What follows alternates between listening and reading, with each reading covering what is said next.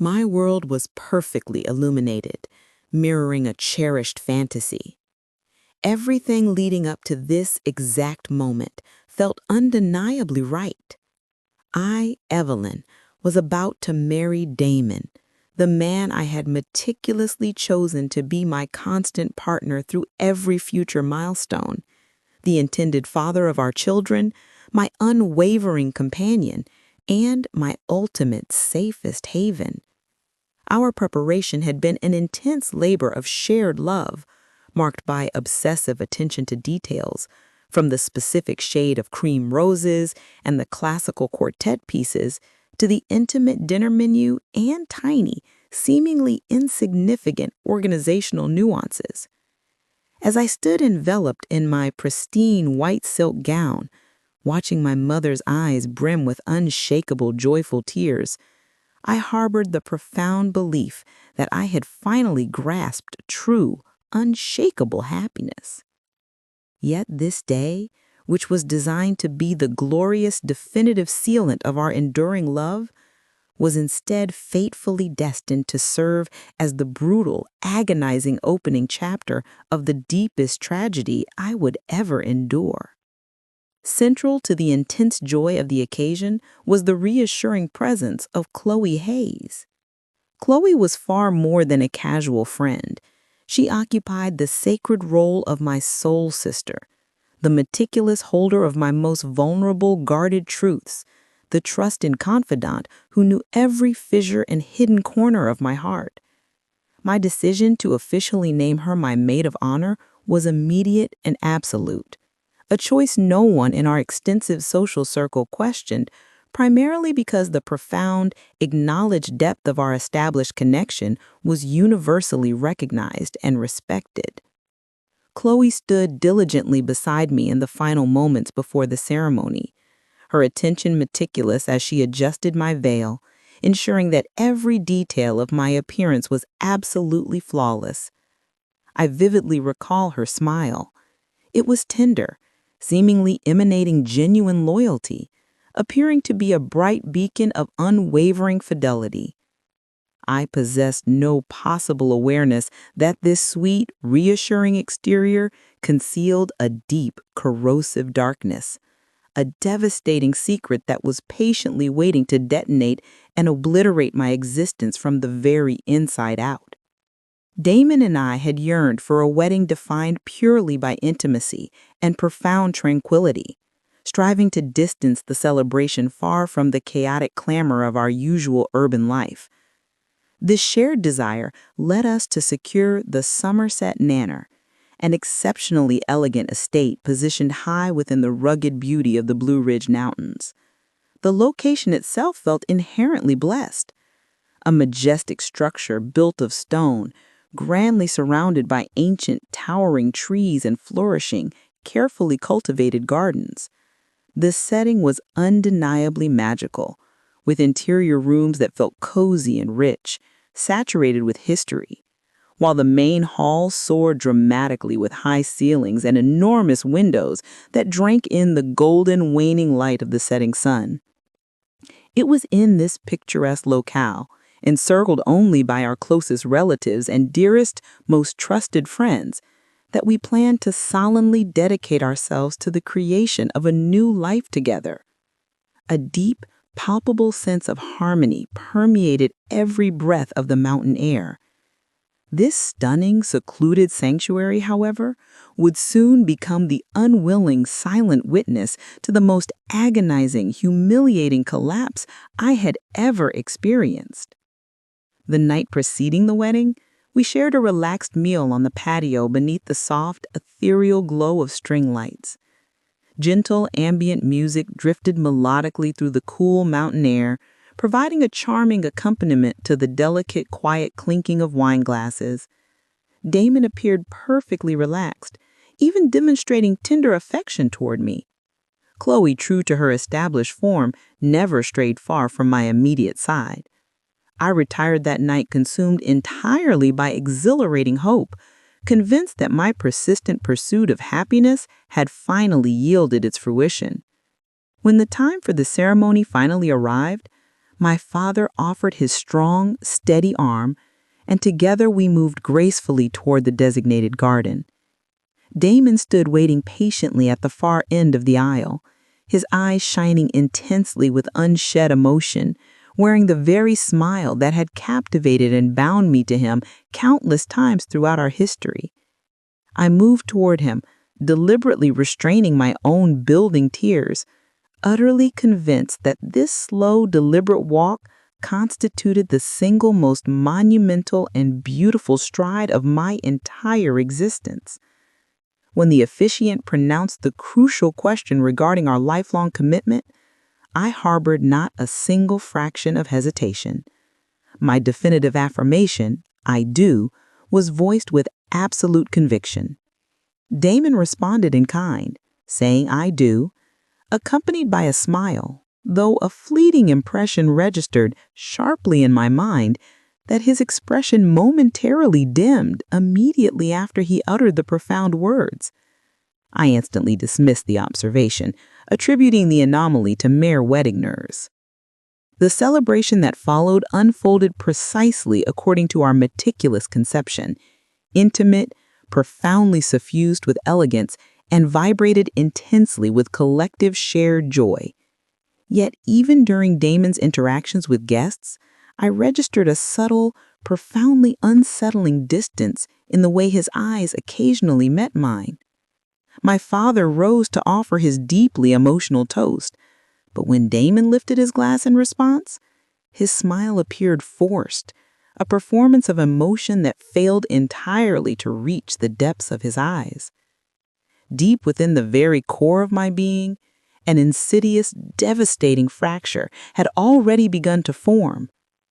Following the formal close of the party, Damon and I ascended slowly to the dedicated bridal suite, a haven of warmth and elegance.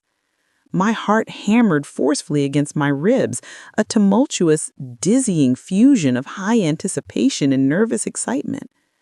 I closed the heavy door, utterly believing we were about to lovingly seal the definitive beginning of our story. Damon placed his watch deliberately on the bedside table, removed his shoes, conspicuously avoiding my eager gaze, and then released a profound, clearly audible sigh. When I moved instinctively toward him, the first icy, impenetrable wall of refusal dramatically went up. He stated plainly, his tone intensely dry and utterly flat. His face remained stern and profoundly remote. He turned his back fully to me, walked straight toward the small twin bed that was awkwardly situated in a forgotten dark corner of the sprawling room, and extinguished the light, plunging the entire room into a silence that proved infinitely more painful than any scream. He offered no good night, and did not look back even once. I sank, physically paralyzed on the vast edge of the marriage bed, feeling devastatingly invisible. I struggled with ferocious intent to suppress every single sob, desperate not to appear pathetic. My first night as a wife was brutally spent entirely alone, completely consumed by confusion, and possessing a soul that was already profoundly, irrevocably broken. I woke later to a muffled, severely restricted noise. Damon's small bed was strikingly empty.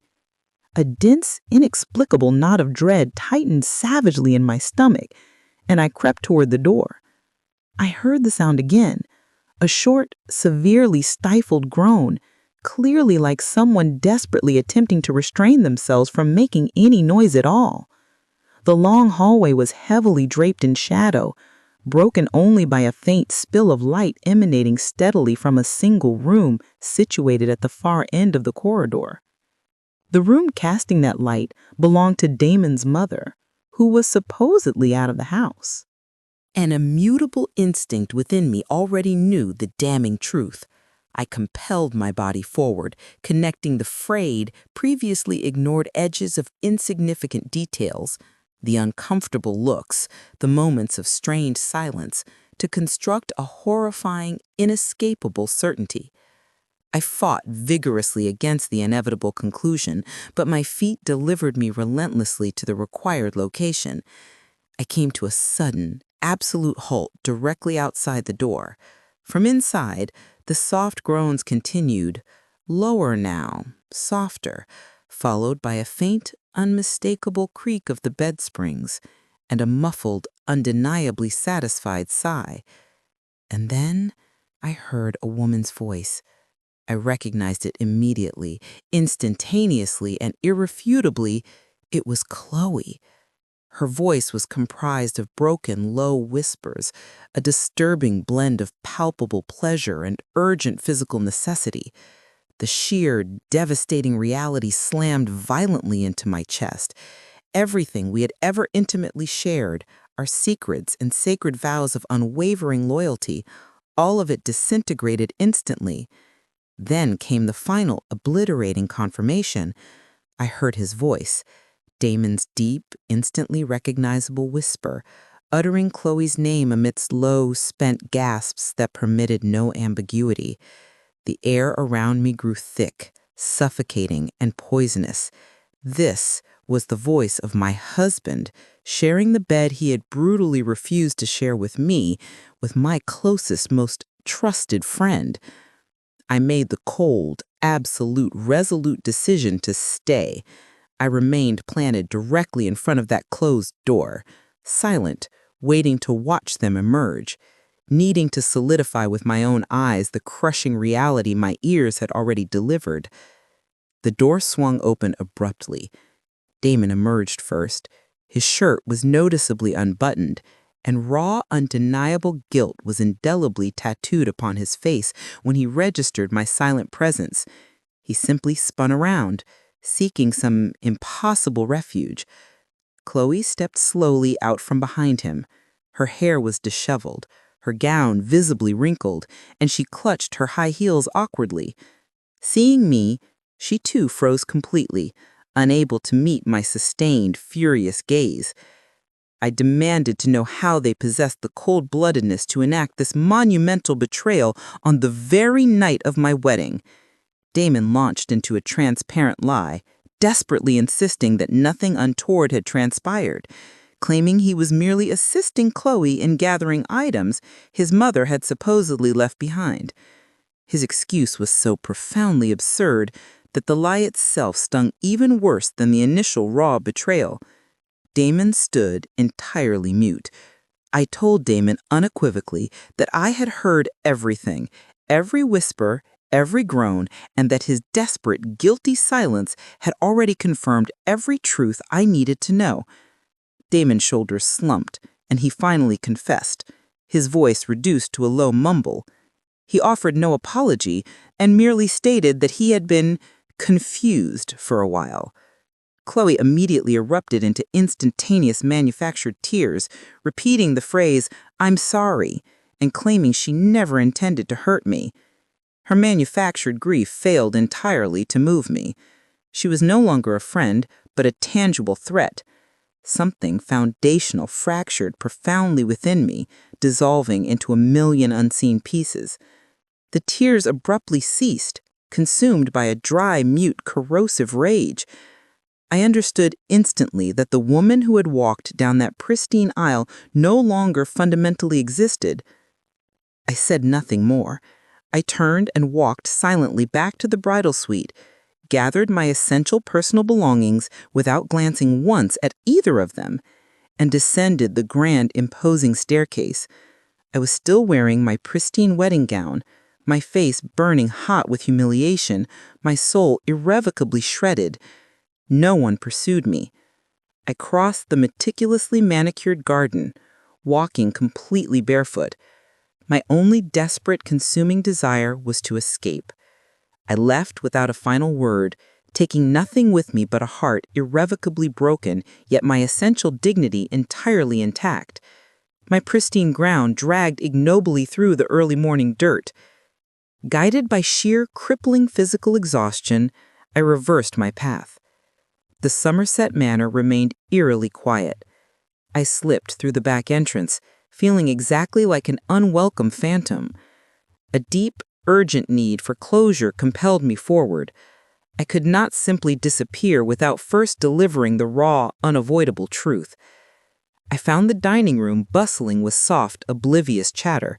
My parents, Damon's parents, the entire unsuspecting wedding party, all chatting easily. A cold, focused anger began to surge violently within me at the sight of such pervasive, insulting normalcy. No one seemed to have registered my extended, mysterious absence. I calmly wiped my tear-streaked face, walked in, and requested their immediate attention, my voice firm and authoritative. I requested that everyone gather immediately and decisively in the main living room. My father's expression instantly twisted into deep worry.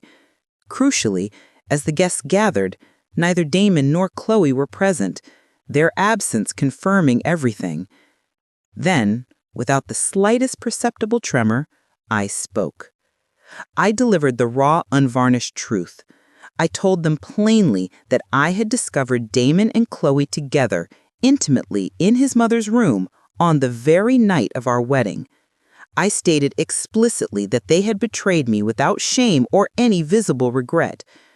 Murmurs immediately erupted throughout the room, but my voice remained utterly steady and clear. Silence abruptly descended upon the room, as no one present could reconcile my measured, calm tone with the staggering magnitude of the lie I had just revealed. No one refuted my claim or attempted a defense of the two absent figures. In a voice that remained perfectly clear and entirely authoritative, I announced my immediate intention to annul the marriage. I declared firmly that I wanted zero future connection with Damon or Chloe ever again under any circumstances. I sought only respect for the difficult decision I had been cruelly forced to make. My father stood and wrapped me in a silent, firm, protective embrace, a powerful gesture communicating his immense pride in my displayed strength. They allowed me to leave the room. I left the Somerset Manor for the last time, carrying nothing with me but my essential, hard-won dignity. I returned home and immediately consulted legal counsel, filing for divorce. I utterly refused family mediations or any hint of reconciliation, determined to close that traumatic chapter with uncompromising firmness. Weeks later, I received word that Damon had moved in with Chloe. Their embrace and betrayal had transitioned into a predetermined, twisted romantic plan. However, their bond did not require much time to fester and rot. Within just a few short months, chilling rumors began to widely surface concerning the true state of their relationship. Constant, volatile, explosive arguments, mutual distrust, and endless vicious blame. Damon eventually vanished entirely from the apartment he shared with Chloe, leaving behind only a curt note. He had inevitably cheated on her with a younger woman. He had repeated his destructive pattern precisely because his actions were solely driven by his rampant ego and momentary selfish whim. Chloe was left completely alone, utterly devastated and publicly humiliated, without a partner, without a single friend remaining, and with zero credibility. Her entire world disintegrated, and she finally experienced the soul-crushing reality of complete, absolute solitude. I, Evelyn, chose an entirely different, resolute path.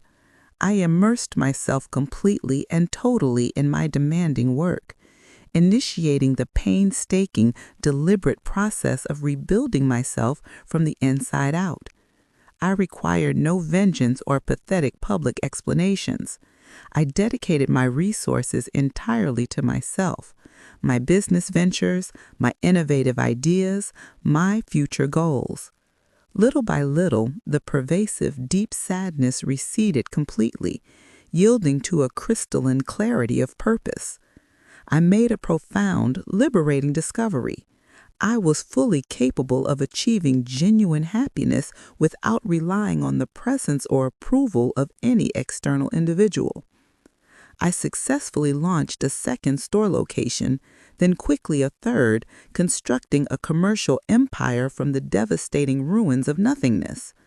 My radical independence was materialized entirely by the unwavering strength of my own two hands, and no one ever again held the power to seize it forcefully from me.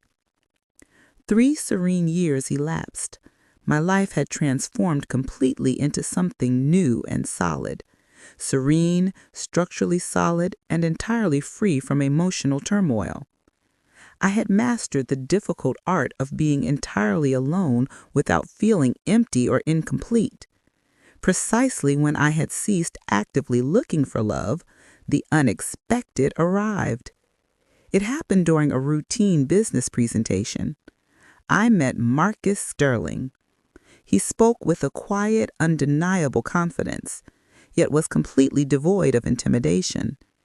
He simply listened with unwavering, genuine attention and posed questions no one had ever thought to ask me before. I experienced no rush of frantic butterflies. Instead, I felt a profound, settling peace. With Marcus, everything flowed differently. There was no urgency or pressure, only authentic, sincere conversation, profound mutual respect, and silences that were comfortable and shared. He did not attempt to occupy or desperately fill any lingering emotional void. He simply accompanied me naturally. I relearned, fundamentally, how to trust again, because his consistent, safe presence fostered an environment where I was fully permitted to do so. With Marcus, the agonizing, painful wound left by Damon was finally, completely, and beautifully healed. He offered me a solid, dependable, peaceful present, an offering that meant immeasurably more after all I had endured. Somehow, Damon learned of my new relationship. Soon after, a message arrived from him, thick with manufactured nostalgia and insincerity, claiming he often reflected on the magnitude of what we lost. I never replied to his message. I owed nothing to the man who took everything from me, yet failed completely to break my spirit. One quiet afternoon, without any advance warning, Damon abruptly arrived at the entrance of my second successful store. He looked noticeably thinner. His eyes were dull and remarkably lifeless. He pleaded with me for 5 minutes, claiming he desperately needed closure. He began his familiar, rehearsed script. He had made a terrible mistake. He had been a miserable coward, and he had utterly lost me. I listened without once interrupting, my face entirely devoid of emotion. When he finally finished his self-pitying speech, I met his eyes firmly and told him unequivocally that he no longer held any power over me whatsoever. I declared clearly that we ceased to exist the moment he betrayed me. I reinforced my boundaries with finality. I did not want to see him again. There was no available space for him in my solid present or my future. There was no yelling, no insults, only a firm, cold, and utterly final refusal. Damon attempted a weak, pathetic smile, but he now appeared small, foreign, and utterly irrelevant to my life. He departed the store without a farewell, his shoulders slumped in defeat, finally understanding definitively that he had lost me forever.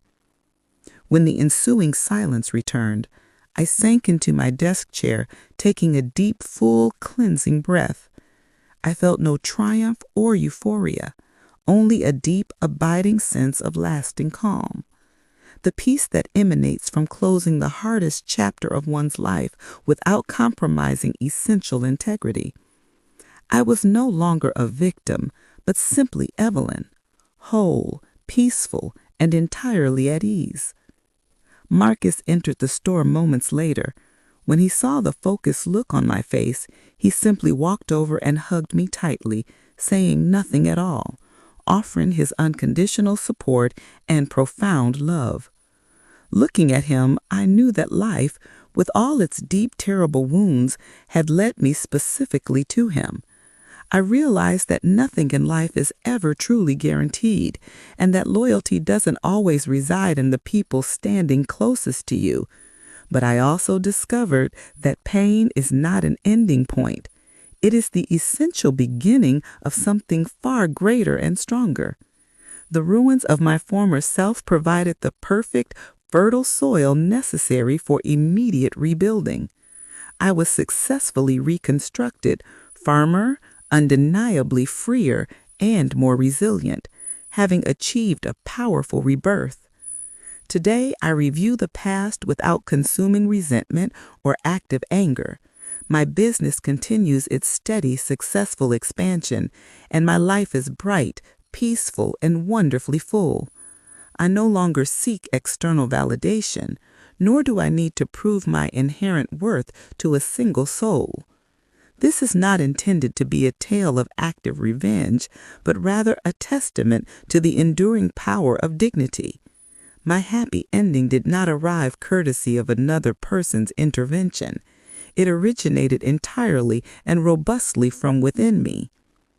I learned how to choose better, more deserving partners. Marcus did not enter my life with the mission to rescue me. He found me already whole and complete, and he chose me exactly that way. I maintain a small, quiet box containing the artifacts of that day that changed everything, a reminder of the immense distance I have successfully traversed. Every dry, discarded flower, every crease in the discarded wedding dress stands as a testament to the version of Evelyn who died that devastating night, making way for the stronger, peaceful woman I am today. My story concludes not with a spectacular cinematic kiss or a fairy tale wedding ceremony, but with a simple, quiet cup of tea, a loving hand to hold for support, and a heart that is finally, irrevocably peaceful. Because I conclusively understood that the genuine happy ending is not found in finding the perfect man. It is found in becoming the woman who no longer needs external salvation, but simply needs to live in peace.